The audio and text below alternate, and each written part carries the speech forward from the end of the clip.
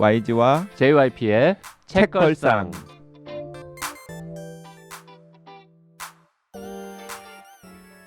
책에 관한 걸쭉하고 상큼한 이야기. YG와 JYP의 책걸상이 찾아왔습니다. YG 강량구입니다. JYP 박재영입니다.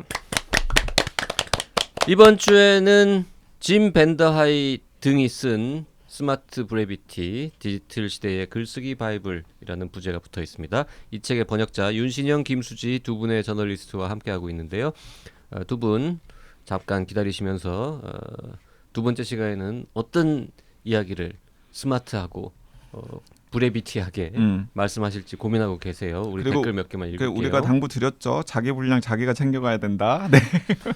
첫 시간에 별로 말씀 못한 것 같은데 둘 다 네, 더 분발해 주시고요.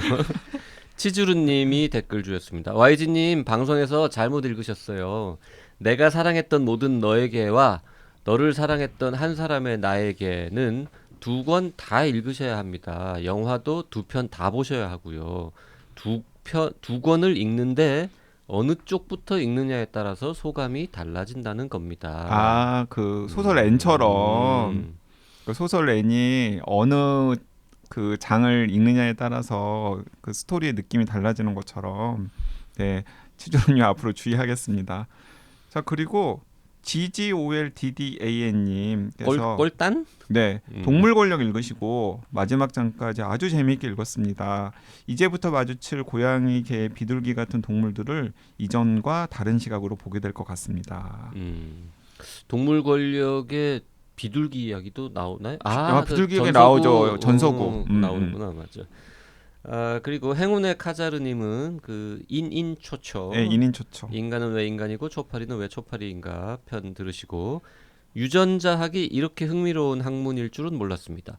세 분이 얘기하시는 걸 듣고 나니 꼭 책을 읽기로 했습니다. 라고 주셨습니다. 자몽님께서도 전자책으로 사고 싶은데 곧 나오겠지요? 이대한 교수님의 3부작은 진짜 제목만 들어도 혹하네요. 관련 분야 전공했음에도 과학책은 잘 안 읽게 되는데 인인초초는 꼭 읽어보겠습니다. 채땡땡땡땡님은 그 3부작 계획을 들으시고요. 지능, 외모, 성별 순으로 추천합니다. 지능의 과학, 외모의 과학, 성별의 과학. 네. 아니 유전학. 지능의 유전학, 외모의 유전학, 성별의 유전학. 네. 고등학교 학부모로 지능의 유전학 너무 보고 싶습니다. 크크. 이 책은 청소년들에게 권하고 싶어지네요. 심지어 교수님 저서라니 학부모들이 이걸 들어야 하는데 단호하게 청년회사에서 계약 안 하신다는 말씀하실 때 너무 귀여우셨습니다. 딱딱한 책도 재밌는 방송이라니 언제나 사랑스러운 책걸상입니다. 네, 감사합니다. 그 인인초초편 나오신 이대한 교수님은 엄청 후회하셨어요. 왜? 본인이 훨씬 더 밝고 훨씬 더 까불까불할 수 있는데 약간 긴장하고 주눅 들어가지고 너무 진지했대? 너무 진지하고 그다음에 너무 까불지 못한 것 같아서 좀 후회된다. 다음에 다시 나올 기회가 있으면 정말 적극적으로 막 하겠다 이런 말씀하시더라고요. 뭐 지능의 유전학 이런 또 재밌는 책 나오면 저희가 한번 또 모셔보도록 하죠. 뭐. 자, 전에 출연했던 어떤 저자가 그랬대요. 좀 더 까불고 좀 더 밝게 좀 더 말도 많이 했어야 되는데 후회스럽다고. 네. 오늘 나오신 두 분도 참고하셔가지고 2부 시간에는 좀 더 밝은 모습 보여주시면 좋겠습니다. 네. 이 책 읽고 나서 YG는 이미 지금 실생활에 적용하고 있다면서요? 아니 저는 또 뭔가 저보다 잘난 사람들이 성공한 뭔가는 또 언론 도입해 보려고 하니까 한편으로는 질투심, 한편으로는 반발심 같은 게 생겼지만은 그럼에도 불구하고 오히려 이런데 저는 적용을 하니까는 훨씬 낫더라고요. 그 회사에서 저도 회사원이니까 업무 이메일 같은 것도 가끔 보내고 업무 카톡도 보내고 그리고 가끔 대표나 혹은 위에 상사한테 한 A4 한 장이나 A4 두 장짜리로 업무 보고 같은 걸 할 일이 있거든요. 그러면은 그때 그냥 과거에 했던 관행대로 하는 것이 아니라 이 스마트 브레비티를 읽었으니까 스마트 브레비티에서 좀 강조하는 것들을 염두에 두고서 제목도 좀 달아보고 그리고 블릭 같은 것도 한번 써보고 그리고 내용도 훨씬 더 간결하게 해보려고 이제 의식적으로 노력을 하다 보니까 되던데요. 네, 예. 상당히 활용이 되던데요. 그래서 좀 줄여지기도 하고 내가 생각해도 좀 더 스마트해진 것 같은데 브레비티해진 것 같은데 이런 느낌도 좀 들고 왜 웃어요 다들? 받아보는 사람도 그렇게 느꼈을지 이제 그게 궁금해서. 지금 아, 저도. 반응은 됐겠니? 뭐 이런 반응인데. 저는 이제 그 한편으로는 반발심 또는 공감. 그래 나도 이렇게 하려고 노력은 하는데 이게 내용이 너무 어려우면은 그렇게까지 짧게 줄이긴 힘들잖아. 뭐 이런 생각을 하면서 쭉 봤고요. 뒤에 가서는 더 공감하면서 봤는데 저는 이제 특히 파워포인트 같은 부분은 평소 제 생각이랑 거의 똑같은 거더라고요. 사실은 저는 어디 다른 기업의 무슨 공동 사업 제안서 같은 거 쓸 때 파워포인트 프로그램을 잘 안 쓰거든요. 그냥 문서로 A4 한두 장으로 딱 개요. 우리가 뭘 제안하는 거다. 뭐 배경, 뭐 구체적으로 뭘 하자는 거다. 예산 얼마, 기대 효과 뭐 이렇게 해가지고 그 A4 한 장 반에다가 뚝 써고 주거든요. 그럼 이제 어떤 분들은 받는 분들이 너무 좋아하세요. 짧은 시간 안에 핵심을 다 이해했으니까. 근데 어떤 분들은 당황하거나 약간 불쾌해하는 경우도 있어요. 불쾌합니다. 네. 아니 무슨 같이 몇 달 동안 막 돈 1억 2억 써가지고 하자는 제안서를 다른 놈들은 다 파워포인트 40장으로 예쁘게 해갖고 오는데 이 새끼는 A4 용지 하나 반 써가지고는 찍 줬다고 이러는 분도 있거든요. 근데 이 책 뒷부분 보면은 나같이 하라는 거잖아요. 짧게 핵심만 딱딱 정리해가지고 뭐 그림이 뭐 중요하고 장수가 뭐 중요하냐 이건데 그 얘기 좀 먼저 해봅시다. 우리 파워포인트만큼 우리가 많이 쓰는 프로그램이 또 없잖아요.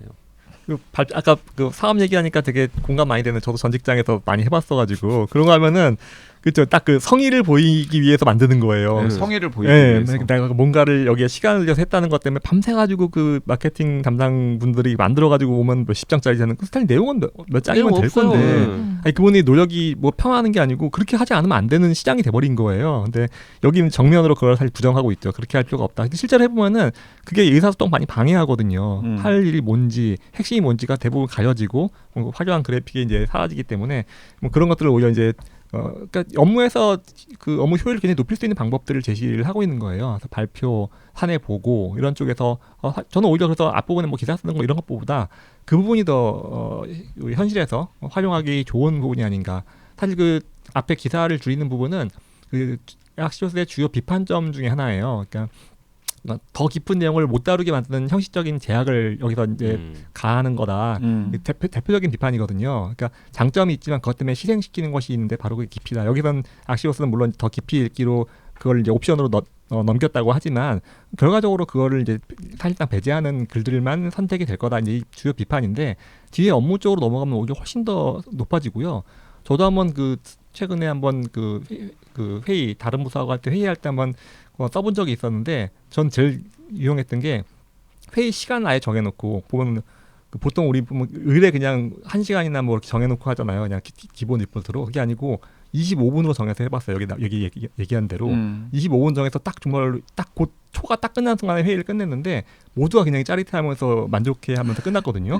그걸 보면서 이게 되는구나. 그냥 근데 할 얘기 안 하고 25분을 그냥 끝낸 거 아닙니까? 그거 아니 그 결과가 안 나왔겠죠. 그 팬데믹이 우리에게 그 경험을 줬잖아요. 우리가 줌으로 회의할 때 우리가 유료 프로그램 쓰지 않으면 50분인가 되면 저절로 이제 꺼졌잖아요. 네. 내가 이제 당연히 그때 우리 사실 그 무슨 35분 아니에요? 35분? 그 시간이 자꾸 짧아지고 있어요. 무료 버전은 35분인가? 처음엔 좀 길었는데 점점 짧아지고 있는데 아무튼 언젠가 그 무슨 이사회인가 회의를 할 때 할 얘기가 좀 남았어요. 그래서 시간이 다 돼가고 해가지고 이제 1분밖에 안 남았는데 방을 닫고 다시 열까요라고 얘기를 했더니 사람들이 아니 뭐 다시 그냥 1분 끝내고 못다한 얘기는 다음 회의 때 하시죠. 그냥 끝내면 된다니까 그냥 시간 정해놓으면.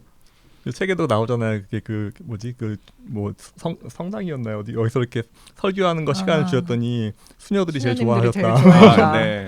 30-40분 동안 설교하지 말고 10분만 설교하라고 교황께서 직접 말씀하셨다고. 교황께서 직접.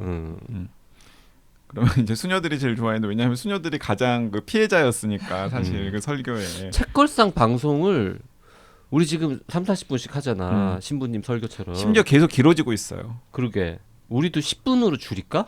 편당?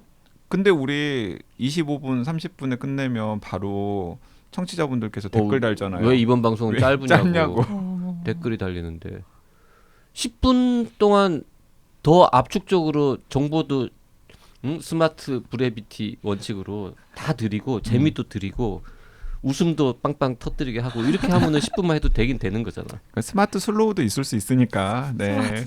그 의견은 가장 큰 피해자신 PD님께 여쭤보는 게 의견을 들어보는 게 어떨까요? PD는 좋아할 것 같은데 10분만 해도 거의 끝나면. 솔직히 앞부분은 저널리스트를 비롯해서 뭔가 이렇게 쓰는 것 자체가 업의 본질인 사람들이 아니면 스킵해도 될 것 같습니다. 뒤쪽 절반만 읽어도 될 것 같은데 보통 사람들은 그러니까 이제 업무용 이메일을 쓰거나 뭐 저 보고서 쓰고 뭡니까 그 파워포인트 만들고 하는 그런 이야기, 회의하는 방법 이런 것들에 대한 조언만 들어도 그러니까 사실 저는 이렇게 생각해요. 그러니까 이 스마트 브레비티는 뭐 저자들은 그렇게 의도는 하지 않았겠지만, 그러니까 처음부터 끝까지 쭉 읽어 나가는 것도 그냥 한 독서 방편이긴 하지만은 그냥 사서 꽂아둔 다음에 본인들이 필요에 따라서 해당 부분만 그냥 찾아서 그 노하우들을 얻어가도 저는 돈값을 하는 책이라는 생각이 듭니다. 그리고 이 책의 그 24개인가의 이제 짧은 챕터 250쪽인데 24개 글이니까 한 꼭지당 한 10페이지밖에 안 되는 짧은 글들인데 판형도 작고 그 중에 어떤 거는 이제 좀 자극적으로 표현하자면 SNS에서 인싸되는 법, 뭐 이런 SNS 구독자, 팔로워 늘리는 법 이런 것도 지금 포함되어 있는 거잖아요. 윤 기자는 SNS 합니까? 네, 저도 하고 있고 한때는 굉장히 헤비한 그 트위터 이용자였어요. 지금은 많이 안 하는데. 그 헤비하다는 거는 이제 트윗을 굉장히- 많이 올린다는 네, 뜻이죠. 많이 올리고 많이 읽고 이러던 그- 시절이 있었죠. 저 팔로워라 그러나요? 그 네네. 본 따라오는 사람이 많아야지. 인플루언서인데 뭐 역량보다는 이제 거기서 소통하고 뭐 정보 얻고 이런 걸 좋아해가지고 많이 했었는데, 저는 근데 보면서 저도 근데 많이 느꼈어요. 저도 그 트위터에 장황하게 그 탈에 이어 쓴다고 하거든요. 그 트위터는 짧은 게 매력인데 그걸 굳이 뭐 몇 개씩 나눠가지고 길게 쓰는 걸 했던 사람이에요. 보면서 이것도 좀 잘못하고 있었구나. 어쩐지 요새 사람들이 많이 안 읽더라. 뭐 어쩐지. 아니 굳이 300단어 안으로 쓰라고 하는 건데 네. 300자로 쓰라고 하는 180자 예요, 건데 180자. 180자로 쓰라고 하는 건데 그걸 또 굳이 이어서, 이어서 네. 그래서 YG는 트위터 안 하고 페이스북 하잖아요. 페이스북. 길게 쓸 수 있는. 그쵸. 근데 저 그 고백하자면 제가 페이스북 글 올 때마다 너무 길다라고 잔소리하시는 분이 있었거든요. 저 친구 끊어버렸잖아요. 그 잔소리하지 마 이러면서. 그게 은근 스트레스예요. 그렇죠. 나는 내 식대로 글을 올리는데 왜 자꾸 너무 길다 이러는 거야.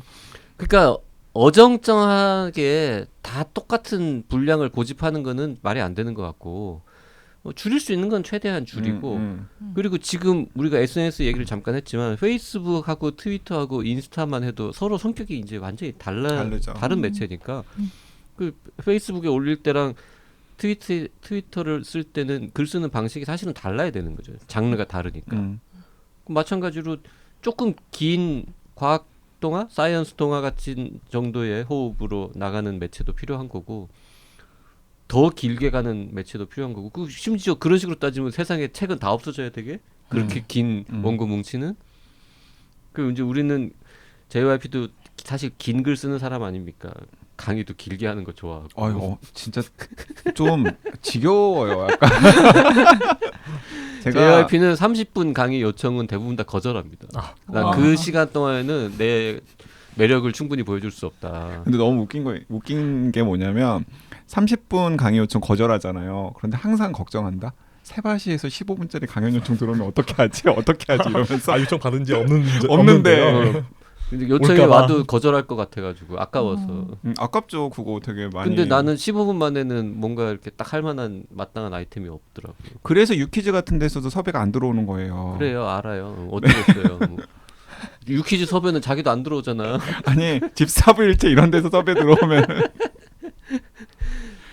오히려 저는 이제 막 극단적으로 긴 강의, 막 하루 종일 9시간 동안 강의하는 거, 뭐 이런 프로그램은 해서 판 적이 있어도 짧게 줄이는 건 잘 못하는데 근데 보면서 하여튼 그 생각은 계속 했어요. 저도 그래 줄일 수 있는 건 최대한 줄여봐야지.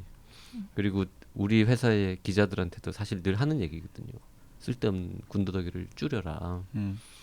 그리고 우리식으로 이제 원고지 매수로 얘기하면은 훈련할 때 그런 거 옛날에 다 해보셨을 것 같은데 일단 하나 쓰게 해 뭐든지 원고지 만약에 20장으로 써왔어. 몇 자로 모든 내용을 하나도 빼지 말고 몇 매로 줄여라. 모든 내용을 다 담은 채로 이걸 15장으로 줄여봐라. 그래갖고 줄여서 오면은 역시 아무 내용도 빼지 말고 이거 10장으로 다시 줄여라. 뭐 이런 이제 그 옛날에 이 갑질입니까 이런 것도? 우리 나 때는 이걸 훈련이라고 생각하고 이게 서로 했었는데. 트레이닝이죠. 네. 근데 가능하잖아요. 이렇게 맞아요. 줄이다 보면. 근데 이제 그게 디지털 시대의 글쓰기에서는 또 다른 스타일로 바뀌어야 된다라는 분량만 중요한 게 아니라 스타일 자체 이모지 말씀도 하시고 뭐 그 이모지 뷰릿도 하셨지만 이모지 분릿 이야기했으니까 사실 저는 분릿 이모지 별로 안 좋아하거든요. 그리고 이모지는 진짜 평소에도 거의 쓰지 않는데 카카오톡엔 쓰잖아. 아주 가끔. 두 분은 어떠세요? 그 이모지가 필요하다면 이모지를 효과적으로 활용해야 된다. 저는 열심히 쓰는 편인 것 같아요. 음. 거기다가 상대방의 연령대를 고려해서 이모지를 고르기도 해요. 네, 뭐 그 돈 주고 산 이모티콘 몇 개나 있습니까? 카카오에서는? 보통 선물 받은 것들이 더 많아가지고 꽤 많이 되는 것 같고요. 근데 열심히 쓰는 거는 뭐 한두 개 정도밖에 없고. 근데 그 카톡 메시지에 쓰는 거 외에 약간 좀 공식적인 커뮤니케이션 이메일이라던가 문서 이런 데서도 이모지를 사용해 보신 적 있으세요? 저는 지도 교수님하고 커뮤니케이션 할 때도 일부러라도 넣는 경우들이 조금 있어요. 교수들이 반응이 어때요? 별 말씀을 안 해주셨어가지고 그렇지는 않은 뭐 피드백을 받아볼 기회는 없었는데 교수님이 거꾸로 이모지 달아가지고 그러면 리플라이를 좀 하면 어떨 것 같아요? 정말 공포스러울 것 같은데요. 내가 뭘 잘못했나 싶을 것 같긴 아니 왜 한데 자기는 써놓고 교수가 그걸 쓰면 공포를 느끼는 거예요? 어떤 의미일지를 한참 고민할 것 같기는 하네요. 그런가? 그러니까 저는 그래서 이제 그것 때문에 나는 교수가 그냥 친근함의 표시로 얘도 교수한테 아마도. 이메일을 보내면서 이모티콘을 넣었네? 그래서 그래 나도 이러고 하나 써줄 수도 있다고 생각하는데 근데 이 스마트 브레비티에 나오는 이모지는 그 뭐 서로 이렇게 친밀감이라던가 친근감을 표시하기 위한 이모지라기보다는 그렇죠. 본인이 전하고자 하는 메시지를 강조하거나 혹은 그 효과를 극대화하기 위해서 쓰는 이모지잖아요. 근데 저는 이제 그 이모지가 누구한테나도 통할 수 있을까? 라는 생각이 들어서 오히려 이 효과를 더 반감시키거나 아니면 잘못 메시지를 전달하지 않을까라는 위험성 때문에 좀 이모지 사용이 약간 주저가 되거든요. 근데 또 이들은 아주 강력하게 심지어는 대통령 보고서에도 필요하다면 이모지를 넣어라라고 이야기를 하고 있어서 이제 그 부분은 저는 여러 부분에 공감하면서도 조금 공감이 좀 안 되는 부분이었어요. 좀 지켜보긴 해야 될 것 같아요. 저희도 이제 최근에 이제 뉴스레터를 하면서 한번 이제 적용을 해봤어요. 뭐 본문에도 넣을 수도 있지만 제목에 특히 이제 한 번씩 넣어보는 걸 하고 있는데 이미 뭐 다수 회사들이 그렇게 하고 있는데 해봤더니 실제로 좀 악시오스는 지금도 자기를 뉴스레터에 다 이모지를 넣고 넣어서 있죠. 특히 하고 제목에. 있거든요. 제목 앞부분에 딱 넣어가지고 하고 있게 약간 이제 유니크하게 이렇게 딱 눈에 띄게 하고 있는데 해보니까 생각만큼 그러니까 많이 한다고 하는데도 여전히 그 뉴스레터 하면서 그러니까 그 이메일 하면서 튀더라고요. 확실히 시선을 사로잡는 게 있고. 뭐 대부분 이게 뉴스레터구나라고 알 수 있을 정도로 유행이에요 지금. 그래서 그러면은 혹시 그 개봉률이라 그러나요? 이메일 열어보는 확률이 좀 더 올라가는 그런 효과도 있나요? 근데 그거는 그 전에 뭐 안 써본 적이 제가 최근에는 없어가지고 그냥 전 출범하면서 넣었기 때문에 비교는 못 하고 있는데 한번 뭐 나중에 다른데 한번 물어볼 수는 있겠죠. 지금 한국에서는 예를 들어서 저만 해도 하루에 일주일에 가령 이메일이 뭐 50개가 온다면 그 중에서 이모지가 붙어 있는 게 한 2개? 가끔 보거든요. 근데 약간은 눈이 가는 건 사실이에요.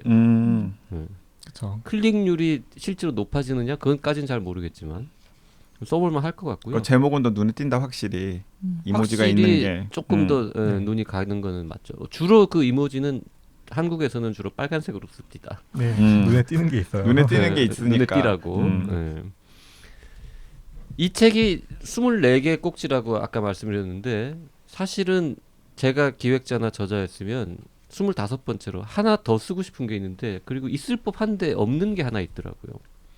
보도자료 쓰는 법에 대한 것도 이왕이면은 이 업무에 이 저자들의 커리어를 생각하면 하나 써줬어야 하지 않나라는 생각을 했어요. 왜냐하면 제가 한 번인가 두 번을 두 번쯤 했구나.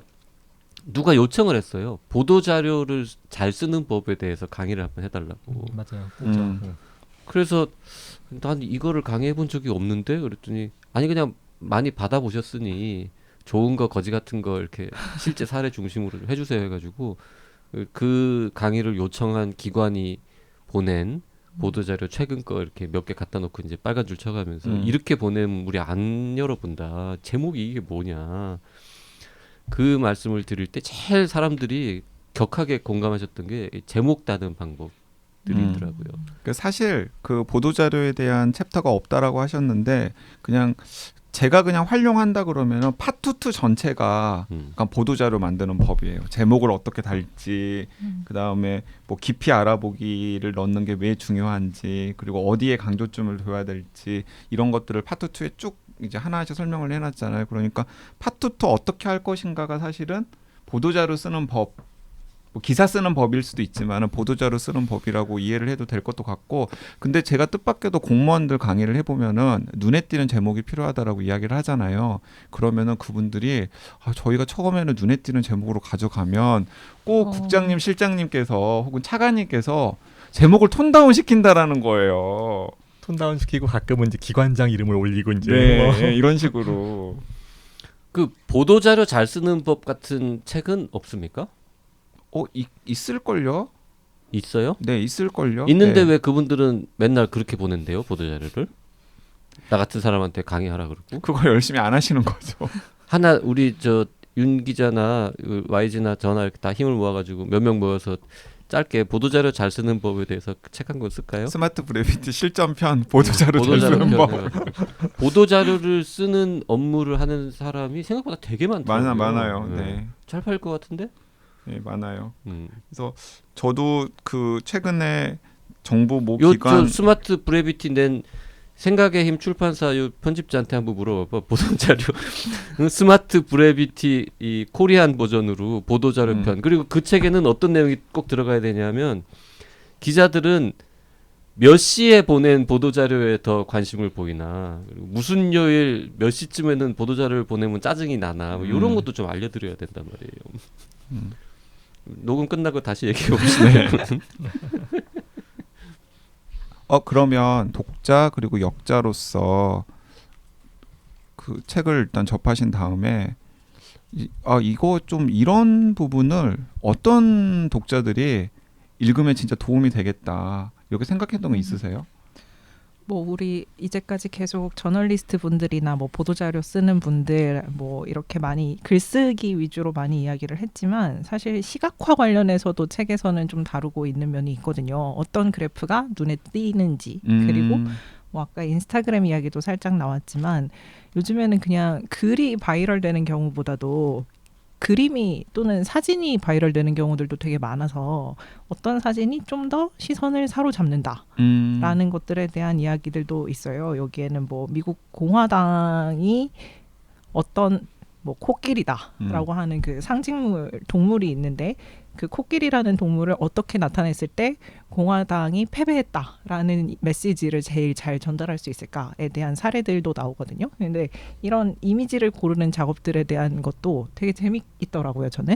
그래서 시각화, 저는 또 데이터 분석 쪽에 있었다 보니까 데이터 시각화 하시는 분들이라면 되게 크게 하시는 내용일 거예요, 항상.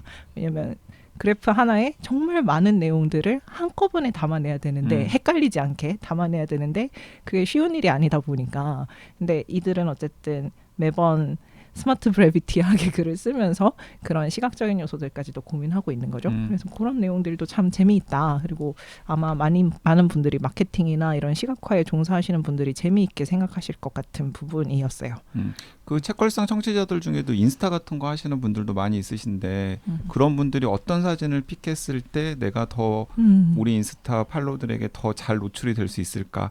이런 것도 이 책을 읽으면 도움이 될까요? 네, SNS 이야기가 한 챕터로 아예 따로 나와 있고, 그리고 뭐 뭐 아까도 이모지 이야기도 많이 했지만 이모지뿐만이 아니라 그냥 SNS가 눈길을 끌기 위한 방법에 대해서도 이야기를 정말 많이 하죠. 인스타그램은 정말 그냥 이렇게 흘러 지나가는 매체잖아요. 쓱쓱 내리면 끝나는 이 매체인데 거기에서 어떻게 하면은 다른 누군가의 시선을 잡을 것인가 하는 면에서는 이제 이들이 고민을 많이 했던 지점이니까 재밌게 읽으실 수 있지 않을까 싶습니다.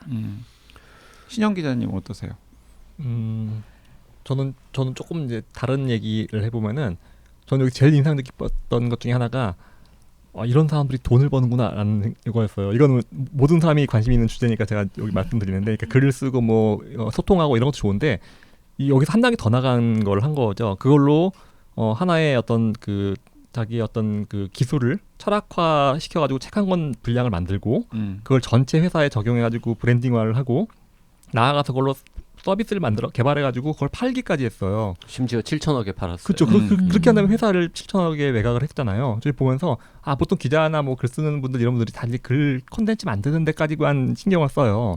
근데 그게 아니고 이 원칙을 확장을 해가지고 어디까지 갈 수 있는가. 현대사회에서 기업을 만들어가지고 기업을 갖다가 이제 매각하는 데까지 여기 그 관철을 시킨 거잖아요. 전 그 과정 자체가 이 책을 통해서 이렇게 본 그 여러 가지 중에서 제일 많이 이렇게 와닿았거든요. 그래서 지금은 뭐 컨텐츠에 대한 얘기를 우리가 하고 있지만 그것이 하나의 어떤 그 프로덕트 상품으로서 어떻게 완결성을 갖고 이게 이제 기업 차원에서 어떻게 그 시장에 나갈 수 있는지 거기까지 보여줬다는 게 되게 인상적이었어요. 그래서 뭐 사실 이 독자의 폭이 그렇게 본다면 더 넓어질 수 있는 거죠. 지금 뭐 다른 종류의 사업을 일종의 경영 철학서로도 읽힐 수 있는 여지가 있다라는 거군요. 네네. 그 우리 또 이 책 다시 좀 열심히 읽고 우리 저 주식회사 책걸상 뭐 하나 스타트업으로 법인 하나 만들어가지고 어디 교보문고 같은 데다가 나중에 한 700억에 팔고 뭐 이런 거 좀 꿈꿔보자 좀. 아유 참 꿈입니다. 네. 70억에도 우리 팔 수 있지 않을까? 근데 진짜 이게 자리가 사람을 바꾼다. 우리 신영 기자님께서 참 이렇게 돈에 관심이 없었던 분인데 그렇게 되더라고요. 그렇게 큰 회사 다닐 때는 미디어 스타트업에 딱 들어가자마자 맞아요. 그게 보이더라고요. 맞아요. 네. 그래서 이렇게 작은 회사 든 큰 회사든 뭔가 이렇게 경영진의 일원으로 활동해 보는 경험은 되게 좋은 것 같아요. 그 기왕 그 이야기 들었으니까 JYP 같은 경우는 어떤 부분이 뭐 지난 시간이랑 아까도 뭐 이런저런 이야기는 했지만은 이거 이런 분들이 좀 이런 용도로 좀 읽으면 좋겠다. 그런 게 딱 생각나는 게 있어요? 저는 뭐 그 개인적으로는 연설 부분 말 많이 하는 인간으로서 연설할 때 어떻게 하면 사람들을 덜 지루하게 하고 이와 어떻게 하면은 내가 조금 더 짧은 시간을 써가지고 짧게 말할 수 있을까 뭐 이런 걸 고민하는 그 시간으로서 그 챕터가 재밌었고요. 다른 이걸 읽었으면 하는 다른 사람들로는 무조건 하여튼 높은 사람 한국에 말 많고 글 이상하게 쓰는 사람들. 근데 우리 회사 대표한테 이거 선물하면 약간 기분 나빠하실까요? 그게 좀 아니 왜냐면은 딱 스마트 브레이비티 그게 책 때문에 기분 나빠할까 아니면 준 사람이 강양구라서 기분 나빠할까? 둘 다 할까? 기분 나빠할 것 같긴 해. 아니 왜냐하면은 이걸 이렇게 그 회사의 CEO라던가 대표님한테 스마트 브레비티라고 하는 책을 딱 선물을 하면은 내가 스마트하지 못하다는 이야기야? 이런 식으로 받아들일 수 있잖아. 이 책의 그 인상적이었던 사례가 그 어떤 회사의 CEO가 1년에 한 번인가요? 이렇게 전 직원들한테 레터를 써서 보내는데 우리 주변에도 우리 CEO들 그런 사람들 몇 명 있잖아. 1년에 한 번쯤 막 길게 이렇게 메시지 신년사 이런 거 써서 날리는 분들. 근데 그 회사 사장님은 3만 단어가 넘는 3만 단어면 쉽게 말하면 책 반 권이거든요. 네. 보통 미국 책이 6만 단어, 7만 단어면 표준 책 한 권이니까 이 책 반 권 분량의 애뉴얼 메시지를 써가지고 뿌렸는데 일단 그 사실이 놀라웠어요. 그렇게 길게 신년사를 쓰는 사장님이 있다는 거. 두 번째는 그 회사의 직원 중에 하나가 그걸 들고 이 저자들을 찾아가서 우리 사장님의 이 긴 구라를 난 도저히 못 읽겠으니 직원들도 아무도 안 읽는 것 같으니 좀 줄여줄 수 있느냐라는 의뢰를 했다는 거예요. 그 회사에서 돈 주고 시킨 거 아닐 겁니까? 그죠? 그랬는데 이 사람들이 이걸 줄여줬고 그걸 얼마로 줄였대요? 1000단어? 1300자? 1300단어? 3만 단어가 넘는 그 회장님 메시지를 1300단어로 줄여가지고는 줬더니 전 직원이 다 읽더라 그거는. 그리고 심지어 모르긴 해도 회장님도 좋아한 것 같다. 뭐 이런 일화가 있어요. 그래서 그거를 보면서 야 이거 참 여러 가지로 흥미롭네. 뭐 우리 회사 같으면은 내가 써놓은 그 좋은 말을 이렇게 막 15분의 1로 20분의 1로 줄이는데 회사 돈을 썼다고 이러고는 그 의뢰한 놈 잘렸을 것 같은데. 거기에 재미있는 게 저는 그 행간이 딱 읽히는 한 마디가 나오는데 잊지 않고 원본에 가는 링크를 넣었다는 대목이 나와요. 아마도 그거 딱 보면 생존하지 않았을까. 아 그거 안 넣었으면 잘릴 뻔했는데. 잊지 않고 원본 링크를 넣었다. 그 한국의 그 저는 CEO들이 많이 읽었으면 좋겠는데 한편으로는 그런 생각도 들어요. 이건 미국에서는 CEO들이 많이 읽었다면서요, 이 책도. 네네. 기업 일반 기업 CEO들도 많이 그러니까 CEO들이 근데 우리나라 기업 CEO는 이거 읽을 필요 없어 사실. 그러니까 CEO들이 많이 읽고서 그들은 막 메시지를 이렇게 하라고 안 막 써. 했다잖아요. 우리나라 CEO들은 메시지를 직접 쓰거나 연설문을 직접 쓰는 사람이 잘 없어. 근데 대부분 뭐 아랫 사람들이 써주거나 그렇지만은 그럼에도 불구하고 본인이 보고서 뭐 수정을 하거나 이러잖아요. 그렇게 한국 CEO도 읽어야겠다. 아랫 사람들이 써온 연설문을 보고 길고 장황하다, 또 짧고 스마트 브레비티하게 줄여라라고 지시를 할 수 있기 위해서라도 이 책을 한번 읽어줘야. 사실은 그건 저는 미국도 마찬가지라는 생각이 들어요. 미국도 당연히 그 뭐 대통령이면 연설비서관이고 그리고 CEO들 같은 경우에는 그런 메시지 담당하고는 비서들이 일단 초안을 써오겠죠. 아니면 말로 나는 이런 거 강조하고 싶다 그러면 써오면은 그걸 가지고 뭐 첨삭 같은 걸 할 때 아주 악시오스처럼 해올 수 없냐 이런 이야기를 하다가 뭐 전화를 했겠죠. 아 자꾸 우리 회장님이 혹은 우리 대표님이 우리 CEO가 악시오스 이야기를 하는데 와서 한번 강연을 해줄 수 있느냐. 뭐 이런 식으로 해서 그 악시오스 HQ라고 하는 사업이 시작된 거 아닐까요? 맞아요. 결국 뭐 아무나 읽어도 되겠네 그냥 현대인이면. 디지털 시대를 사는 지금 20, 30대 뭐 여성 SNS 관심 있는 분부터 뭐 보도자를 쓰는 사람, 뭐 회사의 팀장 보고서 쓰는 사람, 뭐 CEO까지. 그러니까 저는 대통령실에도 하나 보내줘. 그분은 이미 연설을 짧게 하는 걸로 지금 취임사도 되게 짧았던 걸로. 악시오스 스타일. 그분도 악시오스 스타일인 거야 지금 그러면? 유난히 다 기념사, 취임사 이거 다 지금 짧게 하는 걸로 유명하시잖아요. 아니 그 한번 진짜 대통령실에 보내서 그 어떻게 하는지 좀 어떻게 반응하는지 그분이 화내면 보면 어떡해요? 좋겠다. 내가 스마트하지 않다는 뜻이냐라고. YG의 회사 사장님처럼. 아니 우리 회사 사장님이라뇨. 우리 회사 사장님은 그러지 않아요. 스마트 하세요. 우리 회사 사장님 스마트 아니, 하시고 그 회사 사장님이 불쾌할까봐 아까 걱정했잖아. 우리 회사 사장님 스마트 하신데 이걸 아랫사람이 윗사람한테 선물로 드렸을 때 이제 윗사람이 통상적인 한국의 꼰대 윗사람은 아씨 내가 스마트하지 않다라는 거야?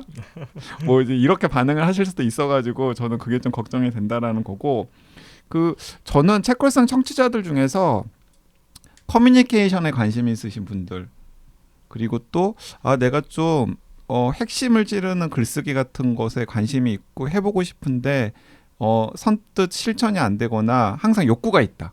내가 막 블로그에 쓰거나 아니면 뭐 사내에서 서로 소통을 하거나 뭐 SNS를 하거나 이럴 때 나는 좀 더 명료하고 핵심 있는 메시지를 전달해서 사람들을 흔들고 싶은데 좀 그런 면에서 좀 부족하다라는 욕구 같은 게 있는 분들이면 한 번쯤은 읽으면서 좀 점검을 해보면 좋을 것 같다는 생각은 들어요.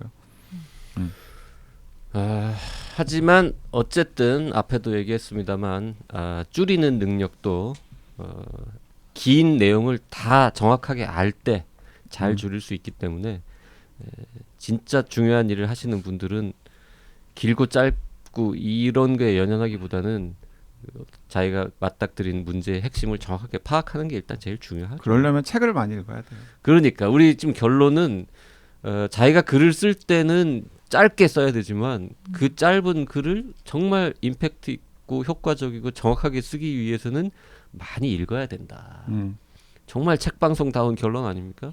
두 분도 동의하시죠? 그럼요. 동의 안 하면 오늘 이 방송 안 내보낼 거예요. 근데 JYP 제가 그 방송 시작하기 전에 잠깐 확인해 봤는데 저자들 중에서 짐 밴더하이가 나이가 제일 어린데 JYP보다 한 살 더 어리더라고요. 제가 이 사람 유튜브에서 테드에서 15분 강연하는 거 봤는데 나보다 늙어 보이던데? 왜냐하면 7천억 원을 벌었으니까. 그런 거 7천억 아닐까요? 원을 벌었으면은 관리를 해서 더 젊어 보여야지. 아주 분발하세요. 네. 알겠습니다. 아씨 갑자기 끝날려 그랬는데 왜 기분을 나쁘게 하고. 우리도 책걸상 회사 만들어서 7억이라도 팔아보자 그러면. 네, 지금 스마트 브레비티의 목표입니다. 스마트 브레비티가 우리한테 좀 미션. 네. 네, 윤신영 기자 그리고 김수지 기자 두 분 앞으로 또 다른 책 또 번역이든 뭐 저술이든 좋은 활동 부탁드리고요. 뭐 이렇게 모셨는데 네. 계획 들어보시죠, 직접. 아 네. 계획 뭐 좀 지금 뭐 쓰고 있거나 뭐 작업하고 있는 거 있습니까? 일단은 얼룩소는 순항 중입니까? 네. 얼룩소는 지금 계속 순항 중이고 아마 조만간에 또 한번 큰 변화를 통해서 도약을 한번 또 도모할 것 같아요. 또 조금 아마 잠시 뒤 뭐 머지않은 시간에 보시게 될 것 같고요. 뭐 개인적으로는 아직은 뭐 지금 저희 회사 일을 지금 집중하고 있는 중이라서 네, 그쪽에 지금 전념하고 있습니다. 그럼 조술이나 혹은 지금 번역하고 있는 책은 없으세요? 번역은 하나 하고 있는 게 있고요. 네, 그거는 그냥 간단하게 그냥 공학에 관련된 책이라서 네. 전혀 간단하지 않은데요. 그래요? 네, 수지 기자님은? 저는 일단 지금 박사과정을 진행하고 있어서 정책학을 공부하고 있어서 무난하게 졸업을 하는 것이 지금 가장 큰 목표입니다. 그게 그 몇 년 텀으로 지금 생각하고 계세요? 3년 안에 해보자라는. 3년 안에 해보자. 여기 박사님 한 분 계시잖아요. 앞에 JYP. 존경합니다. 존경합니다. 박사 학위를 가진 사람을 존경하는 사람들은 박사 한 3, 4학기의 대학원생밖에 없죠. 3학기째거든요. 그 외에 다른 사람들은 아무도 존경하지 않습니다. 논문 준비하는 대학원생들만 존경하죠. 그리고 한편으로 존경하기도 하고 한편으로는 의아해하죠. 저 인간은 어떻게 논문을 써서 학위를 받은 거지? 라고 저렇게 멍청해 보이는데 어떻게 박사 논문을 썼을까 이렇게 생각하는 분들도 많죠. 네, 그 신영 기자님 지금 그 노력하고 계시는 얼룩소가 악시오스를 능가하는 혁신적인 미디어 플랫폼 기업으로 도약하시기를 바라면서 또 수지 기자님 박사학위 논문 순항하시기를 바라면서 오늘의 스마트 브레이비티 방송을 마무리하겠습니다. 네, 오늘 여기까지 합니다. 고맙습니다. 네, 감사합니다. 감사합니다. 감사합니다.